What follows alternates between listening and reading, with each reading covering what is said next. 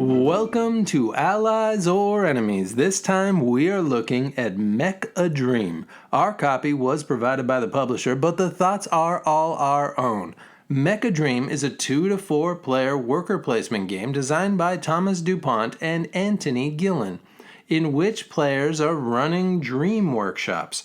The game is set in a future world where humans and robots are living together happily, except that robots are sad because they can't dream.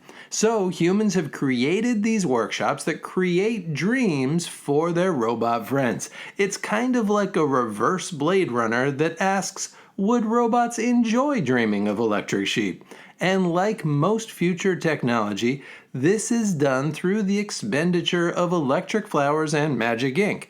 It's a quick, light, 45-minute worker placement game with a lot of pretty bits. But before we get too far into that, let's look at how it plays. Players start the game with an empty workshop, 3 helpful scientists, a few electric flowers, and some magic ink.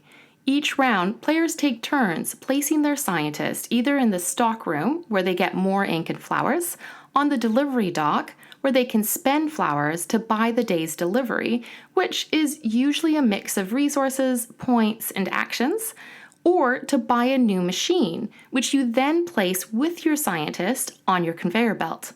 At the end of each day phase, everyone moves their new machines forward 1 space until they fall off the belt and into your workshop.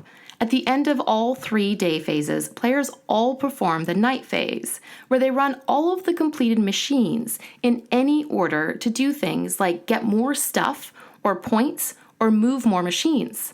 The game ends either at the end of the 7th round or once one player has fully filled their workshop. Then you add points for your leftover rainbows and resources to the points you earned during the game, and the greatest dream scientist is named. Everything in Mech A Dream is built to be quirky and fun. The little screen-printed scientists are terrific, so are the sheep-shaped point markers, and while they're a huge pain to shuffle, the weirdly shaped tiles do add to the off-kilter feeling of everything quite a bit. And every time we play, there are other little bits that we notice, but despite the strange angles, it's for the most part pretty clear. It's easy to see how the machine should slide or what resources you gain from the various spots. There are a few small robotic hiccups, however. While the dials on the board do save on extra cost and physical resources, the placement of the needle on the electric flower dial can get a bit murky if you're not careful.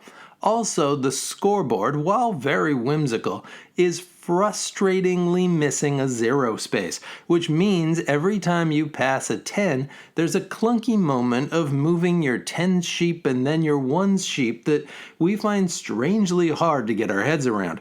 Also, the tiles are hard to shuffle, but if you're a fan of Tim Burton-esque angles, those are fairly small flies in this electric ointment. We have only played this at 2, and it works well at 2, but we don't see a lot changing at other player counts. Because none of the worker spaces have a player limit, everyone can always go where they want. So the interaction is really limited to which machines people are buying and having a few more players to race against while building your workshop. And the biggest part of that will be the machine market, as there are times where you may need a certain kind of machine to really get your nighttime engine running. However, the other side of the double-edged sword is that at more players, that market turns over a bit faster, which could also lead to more options. So it really is more of a game-to-game kind of situation. And as for game length, everything goes super quickly. There are really only 3 choices each turn, and they are all fairly simple actions. So even with a full table, this should never take more than an hour. Because this is a light game by design, the decision space is fairly small. Either get some stuff or get a tile. But which tiles you buy and how those interact will change each game, letting you create different machines, making it feel a bit like Phil Walker Harding's gizmos. There are, however, a couple of modules you can add to shake things up a little bit. The first are the asymmetric monitor tiles, which change both which resources you start with and which nighttime machine you have ready built. And these will have a surprisingly large impact on your strategy. The second are the specialist cards, which are like special powers and use the reverse side of the main board. Each player starts with one of these, but they don't really belong to anyone, and players can take the stockroom action to steal them away from other players. These add a bit more interaction to the game, as well as providing access to some extra powers, adding a little bit more depth to your strategy. Mech A Dream is meant to be a quick, light worker placement game, and it does fulfill on that promise. But your mileage is going to depend on how much you're looking for that kind of experience.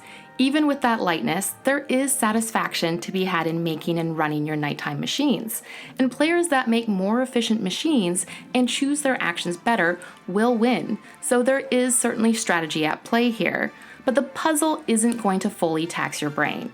It is the kind of game you play after a full day at the office. The setup takes 5 minutes and provides enough of a puzzle without winding your brain all the way back up. Also, the quirky theme is a lot of fun. It is a nice entry point for newer gamers. Or, if games like Ganymede, Gizmos, or Santa Monica are your speed, this might be worth a try. And it's on Board Game Arena right now, so it's easy to take for a test drive, and to see if you would like to help some androids dream of those ever-elusive electric sheep. And that is it. Have you played Mech A Dream? What did you think? And what are some other lighter Euro games you might recommend? Please let us know in the comments. And as always, please like, subscribe, and hopefully we'll see you all next time for another game.